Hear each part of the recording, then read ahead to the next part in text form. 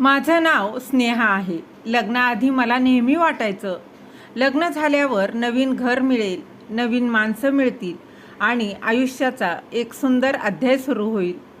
माझं लग्न अमोलशी झालं तेव्हा मी खूप आनंदी होते. अमोल हा स्वभावाने शांत, समजूतदार होता. सासरेही प्रेमळ होते आणि माझ्या सासूबाई सुमतीबाई घर सांभाळण्यात अतिशय काटेकोर अशा होत्या. लग्नानंतर पहिल्याच दिवशी आईनं मला सांगितलेलं एक वाक्य मला आठवत होतं.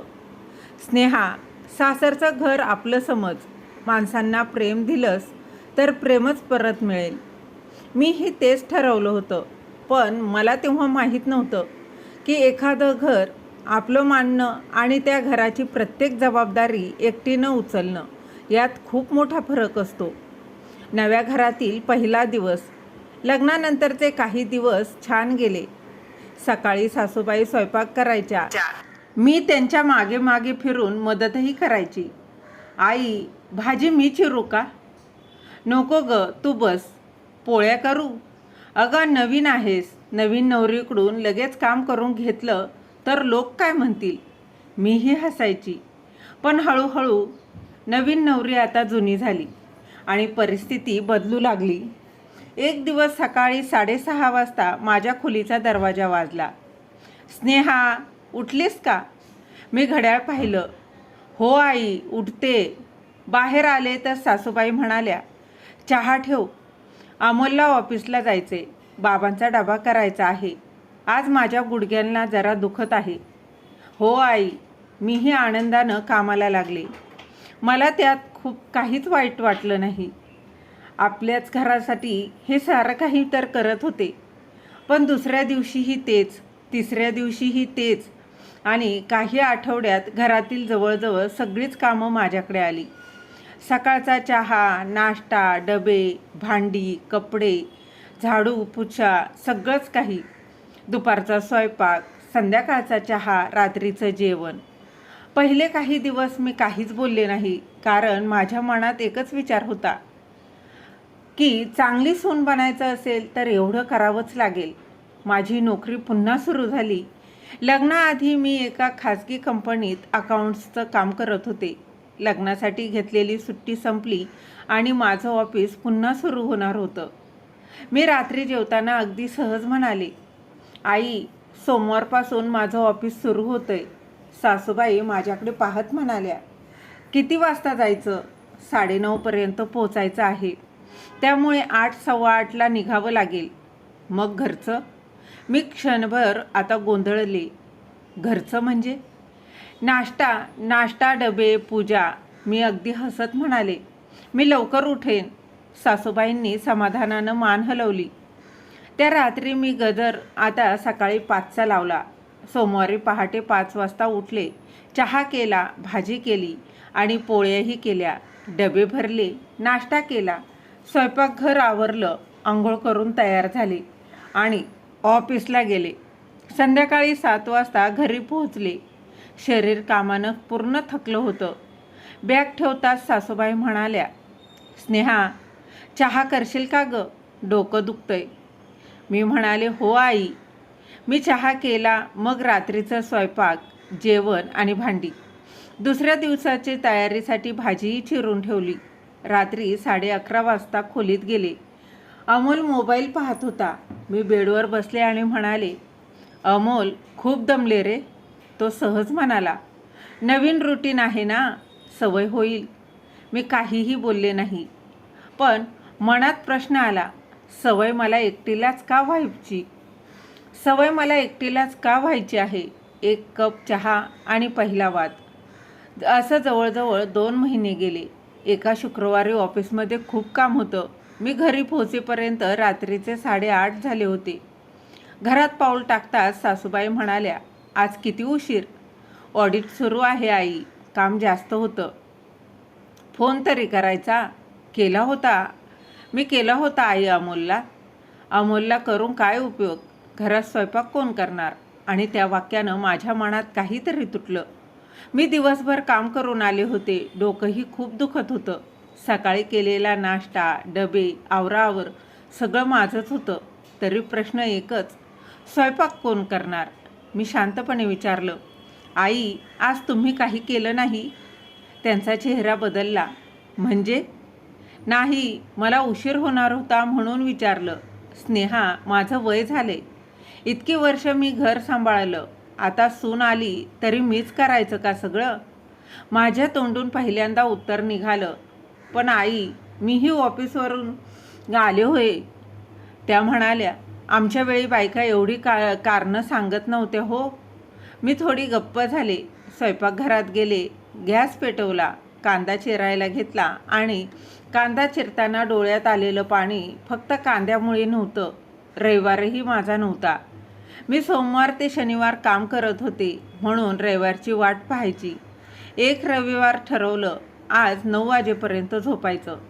पण 7 वाजता दरवाजा वाजला. स्नेहा, मी डोळे उघडले. काय झालं आई? आज रविवार म्हणून किती झोपणार? कपड्यांचा ढीग बघ, बाथरूमही धुवायचं आहे. मी ताडकन उठले. त्या दिवशी सकाळपासून दुपारी 2 पर्यंत घरकाम केलं. दुपारी अमोल सोफ्यावर क्रिकेट पाहत होता. मी त्याच्याकडं पाहिलं. क्षणभर वाटलं, याचा रविवार म्हणजे आराम, माझा रविवार म्हणजे जास्त काम का? मी त्याला म्हणाले, अमोल, कपडे वाळत घालायला मदत कर ना. मी जशी म्हणाले तो टी व्हीकडे पाहत म्हणाला, आई बघेल तर म्हणेल बायकोने कामाला लावलं. मी थोडी हसले, पण ते हसू आनंदाचं नव्हतं. म्हणजे? अगं, गंमत केली. मी त्याच्या हातातून रिमोट घेतला आणि टी व्ही पटकन बंद केला. मला गंमत वाटत नाही. तो माझ्याकडे पाहू लागला. मी पहिल्यांदा स्पष्ट बोलले, तू ऑफिस करतोस, ऑफिसला जातोस, मीही ऑफिस करते. तू घरी आलास की तुझं काम संपतं. मी घरी आले की माझं दुसरं काम सुरू होतं आणि रविवारीही मला सुट्टी नाही.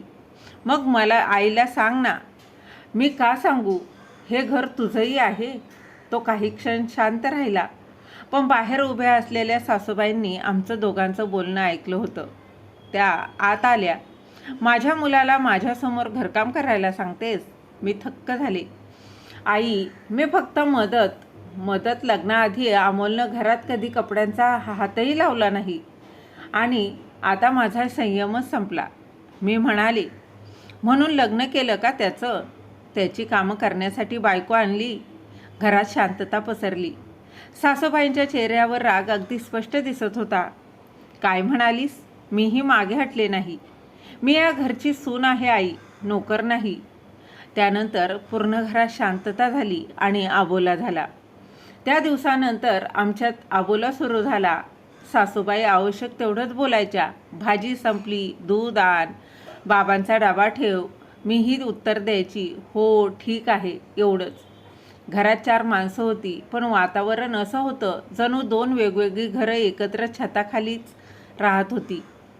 अमोलमध्ये अडकला होता. एक रात्री तो म्हणाला, स्नेहा, तू आईशी थोडं जुळवून घे ना. मी त्याच्याकडं पाहिलं. मी 2 महिने काय करते? आई जुन्या विचारांची आहे. मग बदलायचंय तर काम फक्त माझं का? मग बदलायचं काम फक्त माझं आहे का? तो थोडा गप्प झाला. मी त्यानंतर पुढे म्हणाले, मला तुझ्या आईशी भांडायचं नाही, पण मला रोज स्वतःला संपवून चांगली सून असल्याचं सिद्धही करायचं नाही. त्या रात्री मी खूप रडले. माहेरी फोन करावा असंही वाटलं. आईला सगळं सांगावं असं वाटलं. पण फोन हातात घेतला आणि पुन्हा ठेवला. कारण मला घर सोडायचं नव्हतं. मला फक्त त्या घरात माझ्यासारखं जगण्याचा अधिकार हवा होता. एक सकाळ ज्यानं सगळं बदललं. काही दिवसांनी माझ्या ऑफिसमध्ये महत्त्वाचं प्रेझेंटेशन होतं. मी रात्री 2 वाजेपर्यंत तयारी करत होते. पहाटे गजर झाला. 5 वाजले होते. डोळे उघडत नव्हते तरीही उठले. स्वयंपाकघरात गेले, चहा ठेवला. पोळ्यांसाठी पीठ मळत होते आणि अचानक माझ्या हातातून भांडी खाली पडलं. जसं भांडं खाली पडलं त्याचा मोठा आवाज झाला. सासूबाई धावत आल्या. काय झालं? काही नाही आई. मी खाली वाकून भांडं उचलायला गेले आणि मला चक्कर आली. मी खाली बसले. सासूबाईंनी मला धरलं. स्नेहा. अमोलही धावत आला. काय झालं? माझ्या डोळ्यांसमोर अंधार येत होता. त्या दिवशी मला डॉक्टरकडे नेलं. डॉक्टरांनी तपासलं आणि सांगितलं, गंभीर काही नाही, पण खूप थकवा आहे. झोप कमी आहे, वेळेवर खाणं आणि पुरेशी विश्रांती आवश्यक आहे. घरी येताना गाडीत कोणीच काही बोलत नव्हतं. घरी येताना गाडीत कोणच काही बोललं नाही आणि मी खोलीत जाऊन झोपले. दुपारी जाग आली तेव्हा बाहेरून आवाज येत होता. अमोल आणि सासूबाई बोलत होते. आई, स्नेहा रोज 5ला उठते. हो, मला माहीतच नव्हतं. आणि तुझा डबा, बाबांचा डबा, नाश्ता म्हणून आणि ऑफिस तेही करतेच. काही वेळ शांतता होती. मग अमोल म्हणाला, आई, हे चुकीचं आहे. सासूबाईचा आवाज चढला. मीही केलंय आयुष्यभर. अमोलचं पुढचं वाक्य मला स्पष्ट ऐकू आलं. तुला त्रास झाला म्हणून तिलाही व्हायलाच हवा का? पुन्हा शांतता पसरली. मी डोळे मिटले. पहिल्यांदा कुणीतरी माझ्या मनातलं बोललं होतं. सासूबाईची गोष्ट. त्या संध्याकाळी सासूबाई माझ्या खोलीत आल्या. हातात चहाचे 2 कप होते. माझ्या शेजारी बसल्या. 1 कप माझ्या हातात दिला. मी अगदी आश्चर्यानं पाहिलं. त्या म्हणाल्या, आज चहा मी केला आहे. मी हलकंच हसले. काही क्षण आम्ही दोघी शांत होतो. मग त्या म्हणाल्या, माझं लग्न झालं तेव्हा मी 19 वर्षाची होते. मी त्यांच्याकडं पाहिलं. त्या पुढे बोलू लागल्या, तुझ्या आजी सासूबाई खूप कडक होत्या. सकाळी 4ला उठायची. मला 4:30ला उठवलं जायचं. घरात 8 माणसं. सगळ्यांचा स्वयंपाक मीच करायची. त्यांच्या आवाजातला कडकपणा हळूहळू नाहीसा होत होता. तुझ्या बाबांचं लग्नानंतर लगेच दुकान सुरू झालं. ते दिवसभर बाहेर, घरातलं सगळं माझ्याकडे. मी अगदी शांतपणे ऐकत होते. एकदा मला ताप होता, तरी 40 पोळ्या केल्या होत्या. मी विचारलं, तुम्हाला राग नाही आला? त्या माझ्याकडे पाहून हसल्या. डोळ्यात पाणी होतं. खूप आला होता. मग तुम्ही काही बोलला नाहीत का? आमच्या काळात बोलायची हिंमत नव्हती. मी त्यांचा हात हातात घेतला. त्या मला म्हणाल्या, कदाचित म्हणूनच मला वाटत राहिलं, मी केलं तर माझ्या सुनेनंही करावं. मी आता शांतपणे म्हणाले, आई, तुम्ही सहन केलं म्हणून मला तुमचा अभिमान आहे. पण तुम्हाला जो त्रास झाला तो मला देणं म्हणजे परंपरा नाही ना? त्यांनी माझ्याकडं पाहिलं. त्यानंतर मी पुढे म्हणाले, मला घरकाम करायला काहीच हरकत नाही. हे माझंही घर आहे. पण घर माझं एकटीचं नाही. त्यांच्या डोळ्यातून अश्रू आले. माझं चुकलं ग. हे तीन शब्द ऐकून माझ्याही डोळ्यात पाणी आलं. मी म्हणाले, माझंही चुकलं आई. त्या दिवशी रागात जास्तच बोलले. त्यांनी माझ्या डोक्यावर हात ठेवला. तू चुकीचं काहीही बोलली नव्हतीस. फक्त मला ते ऐकायची सवय नव्हती. आम्ही दोघीही हसलो. दुसऱ्या दिवशी सकाळी मी उठले. घड्याळात 6:30 वाजले होते. मी घाबरली. अरे देवा, आज उशीर झाला. स्वयंपाकघरात धावत गेले आणि समोरचं दृश्य पाहून थांबले.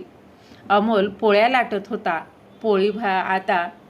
पोळी ही भारताच्या नकाशासारखीच दिसत होती. सासूबाई त्याच्यावर ओरडत होत्या, अरे गोल कर. ही पोळी आहे की महाराष्ट्राचा नकाशा? अमोल म्हणाला, आई, पोटात गेल्यावर गोलच होते. मी हसायला लागले. सासूबाईंनी मला पाहिलं. उठलीस? चहा केला आहे, आधी चहा घे. मी म्हणाले, पण आई, डबा? होईल ग. अमोल म्हणाला, मॅडम, आजपासून सकाळचा चहा आणि भाजी माझी. सासरे वर्तमानपत्रातून डोकं वर काढत म्हणाले, आणि भाजी आणणं माझं. सासूबाई म्हणाल्या, मी पोळ्या करेन, पण हा शिकेपर्यंत. अमोल म्हणाला, आई.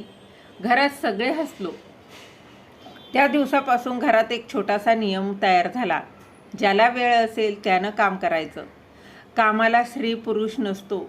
रविवारी मोठी साफसफाई सगळ्यांनी मिळून करायची. रात्रीची भांडी कधी अमोल घासायचा, कधी मी. सासूबाई स्वयंपाक करत असतील तर मी बाकीची आवरायची. मी उशिरा येणार असेल तर अमोल स्वयंपाक करायचा. पहिल्या काही दिवसात गमतीही झाल्या. एकदा अमोलनं डाळीत हलकं मीठ टाकलं की सासरे म्हणाले, पोरा, डाळ केलीस की समुद्राचं पाणी गरम केलंस? सासूबाई म्हणाल्या, शिकेल हो हळूहळू. मी हसून विचारलं, आई, मला पहिल्या दिवशी एवढी सूट दिली होती का?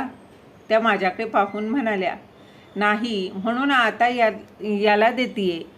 आम्ही दोघीही हसलो. एक दिवस आमच्या शेजारच्या जोशी काकू घरी आल्या. अमोल स्वयंपाकघरात भांडी धुवत होता. त्यांनी पाहिलं आणि सासूबाईंना म्हणाल्या, "अगं सुमती, मुलाला भांडी घासायला लावतेस?" पूर्वी असतं तर कदाचित सासूबाईंना वाईट वाटलं असतं, पण त्या दिवशी त्यांनी अगदी सहज उत्तर दिलं, "त्याचंच तर घर आहे, तो नाही करणार तर शेजारचा येऊन करणार का?" मी स्वयंपाकघरातून त्यांच्याकडे पाहत होते. माझ्या चेहऱ्यावर आपोआप हसू आलं. त्यावर जोशी काकू म्हणाल्या, "पण सून आहे ती काय करते मग?" सासूबाई माझ्याकडे पाहून म्हणाल्या, "माझी सून नोकरी करते, घर सांभाळते आणि आम्हालाही सांभाळते, पण म्हणून सगळं तिच्या डोक्यावर टाकायचं का?" त्या क्षणी मला माझ्या आईचं वाक्य पुन्हा आठवलं, "माणसांना प्रेम दिलंस तर प्रेमच परत मिळेल." फक्त आता त्या वाक्याचा अर्थ मला थोडा वेगळा समजला होता. प्रेम म्हणजे प्रत्येक गोष्ट गप्प बसून सहन करणं नाही, तर कधीकधी प्रेम म्हणजे आपल्याला काय त्रास होतो हे अगदी स्पष्ट सांगणं, समोरच्याचं म्हणणं ऐकणं, चूक झाली तर ती मान्य करणं आणि बदलायला तयार होणं. आज माझ्या लग्नाला तब्बल 5 वर्ष झाली आहेत. सुमतीबाई आता माझ्यासाठी फक्त सासूबाई नाहीत, त्या माझ्या आई आहेत. आमच्यात अजूनही मतभेद होतात, कधी भाजीवरून, कधी खर्चावरून, कधी अमोलच्या सवयीवरून. पण आता एक फरक आहे, आम्ही गप्प बसून मनात राग ठेवत नाही. बोलतो, ऐकतो आणि शक्य असेल तिथे एकमेकींसाठीही बदलतो. कारण त्या दिवशी आम्हा दोघींना एक गोष्ट चांगली समजली, घर सुनेनं एकटीनं सांभाळायचं नसतं, घरात राहणाऱ्यानं प्रत्येकानं घर सांभाळायचं असतं. सून घरात आली म्हणून सासूबाईचं स्थान कमी होत नाही आणि सून घरात आली म्हणून तिचं स्वतःचं आयुष्यही संपत नाही. सासू आणि सून एकमेकींच्या विरोधात उभ्या राहिल्या तर घर 2 भागात विभागतं, पण त्या दोघी एकमेकींच्या बाजूनं उभ्या राहिल्या तर त्याच 4 भिंतींचं घर होतं. आणि हो, अमोल आजही पोळ्या करतो, फक्त आता त्या महाराष्ट्राच्या नकाशासारख्या नसतात, बहुतेक वेळा त्या गोल असतात. तर मग मित्र आणि मैत्रिणींनो, सासूबाईंनी त्यांच्यात केलेला बदल तुम्हाला कसा वाटला? कमेंटमध्ये नक्की सांगा. भेटूया अशाच एका नवीन कथेसोबत. तोपर्यंत धन्यवाद.